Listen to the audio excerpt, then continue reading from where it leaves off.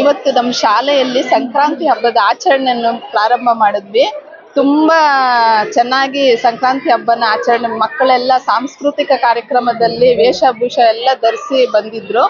ಮತ್ತೆ ಹಸು, ಮೇಕೆ, ಕುರಿ ಇವನ್ನೆಲ್ಲ ನಾವು ಸಂಕ್ರಾಂತಿ ಹಬ್ಬಕ್ಕೆ ಕರೆಸಿ ಮತ್ತೆ ಸಿರಿಧಾನ್ಯಗಳಿಗೆಲ್ಲ ನಾವು ಪೂಜೆಯನ್ನ ಸಲ್ಲಿಸಿದ್ವಿ. ಮಕ್ಕಳೆಲ್ಲ ತುಂಬಾ ಖುಷಿ ಪಟ್ರು ಸಾಂಸ್ಕೃತಿಕ ಕಾರ್ಯಕ್ರಮ ಮಾಡಿದ್ದಕ್ಕೆ.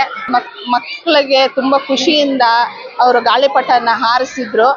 ನಮಗೆ ಜನವರಿಯಲ್ಲಿ ಬರೋ ವರ್ಷದಲ್ಲಿ ಮೊದಲನೇ ಸಂಕ್ರಾಂತಿ ಹಬ್ಬ ನಮಗೆ. ನಾವು ತುಂಬಾ ಮಕ್ಕಳ ಜೊತೆ ಖುಷಿ ಪಟ್ವಿ. ಮಕ್ಕಳಾಗಿ ನಾವು ನಲಿದ್ವಿ ಅವ್ರ ಜೊತೆ.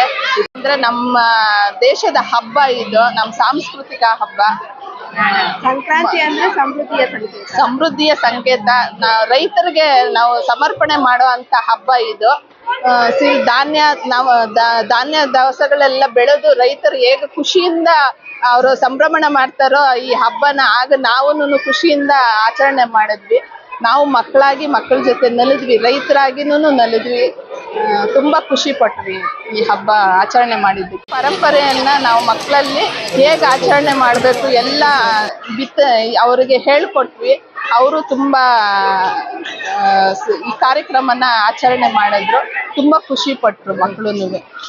ಶಾಲೆಯಿಂದ ಎಲ್ಲರಿಗೂ ಸಂಕ್ರಾಂತಿಯ ಶುಭಾಶಯಗಳು. ಸಂಕ್ರಾಂತಿ ಅಂದರೆ ಸಮೃದ್ಧಿಯ ಸಂಕೇತ. ನಮ್ಮ ದೇಶದ ರೈತಾಪಿ ವರ್ಗದವರು ತಮ್ಮ ಬೆಳೆಗಳನ್ನು ಬೆಳೆದು ಆ ಫಸಲನ್ನು ಪಡೆಯುವ ಒಂದು ದಿನಾನೇ ಸಂಕ್ರಾಂತಿ ಅಂತ ಆಚರಣೆ ಮಾಡ್ತೀವಿ. ಸೊ ಅವರ ಸಂತೋಷನ ನಾವು ಇಲ್ಲಿ ಶಾಲೆಯಲ್ಲಿ ಎಲ್ಲ ಮಕ್ಕಳಿಗೂ ತಿಳಿಯುವಂಥ ಆಚರಣೆಯನ್ನು ಮಾಡಿದ್ದೀವಿ. ಹಾಗೆ ಗಾಳಿಪಟದ ಒಂದು ಕಾಂಪಿಟೇಷನ್ ಮಾಡಿದ್ವಿ. ಗಾಳಿಪಟ ಏನಕ್ಕೆ ಸಂಕ್ರಾಂತಿ ದಿನನೇ ಹಾರಿಸ್ತಾರೆ ಅಂದರೆ ಅದೊಂದು ಸಂದೇಶ.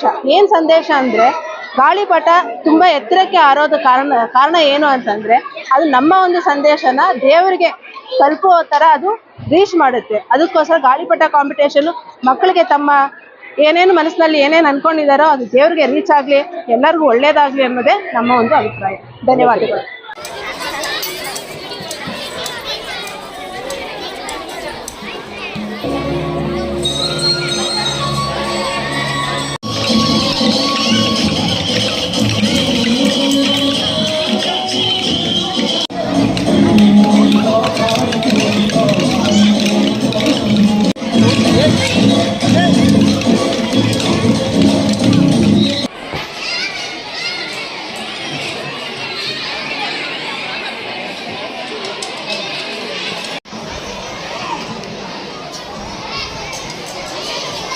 ಮೇಡಮ್ ಈ ಕಡೆ ಸ್ವಲ್ಪ ಪೂಜೆ ಮಾಡಿ.